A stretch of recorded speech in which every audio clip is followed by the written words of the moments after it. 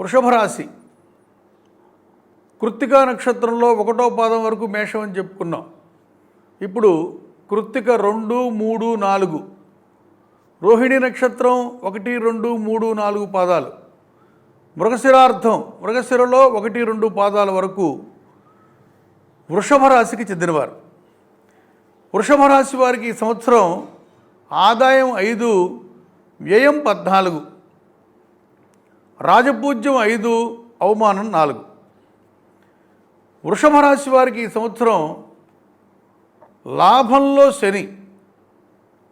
లాభంలో శని భాగ్యరాజ్యాధిపతి అయినటువంటి శని వృషభ రాశి వారికి లాభంలో ఉండి సర్వత్రా లాభాన్ని కలిగిస్తున్నాడు.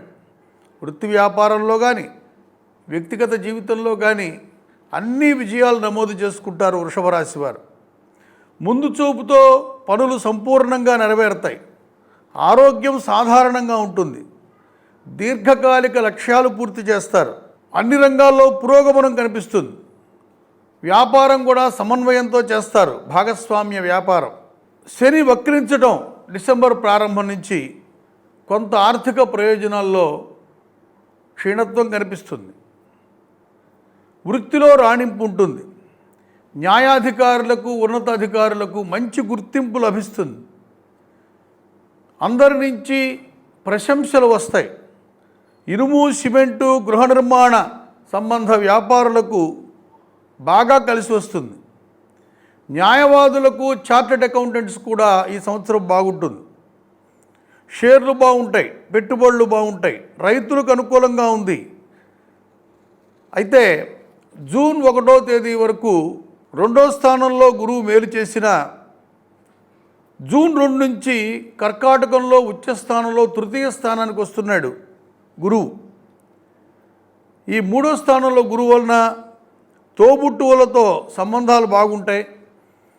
ఎందుకంటే 3వ స్థానంలో శుభగ్రహమైన గురువు ఉంటే యోయో భావ స్వామి దృష్టో యుతోవా సౌమ్యైవాస్యాత్ తస్య తస్యాభివృద్ధి.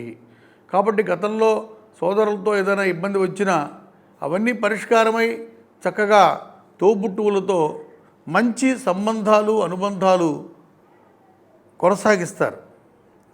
భాషాపరమైన, సాహిత్యపరమైన గౌరవం లభిస్తుంది. విద్యార్థులు జ్ఞాపక శక్తిని కలిగి విజయం సాధిస్తారు. డిసెంబర్ 1వ వారం వరకు దశమంలో ఉన్నటువంటి రాహువు వృత్తి వ్యాపారంలో మేలు చేస్తాడు. ఆదాయం బాగుంటుంది. గృహ నిర్మాణ రంగంలో వాళ్ళకి కూడా కలిసి వస్తుంది. రాహుకేతువులు మంచి ఫలితాలు ఇస్తారు. వీరికి లాభంలో శని అన్నింటా లాభమే కనిపిస్తుంది. ఉన్నత చదువులు కలిసి వస్తాయి. విదేశీయానం అనుకూలంగా ఉంటుంది. అదేవిధంగా అన్ని ప్రయత్నాలు సఫలీకృతం అవుతాయి. ఇతరుల నుంచి కూడా చాలా ప్రోత్సాహంగా ఉంటుంది. అన్ని విధాల వృషభ రాశి వారికి ఈ సంవత్సరం అనుకూలంగా కనిపిస్తుంది.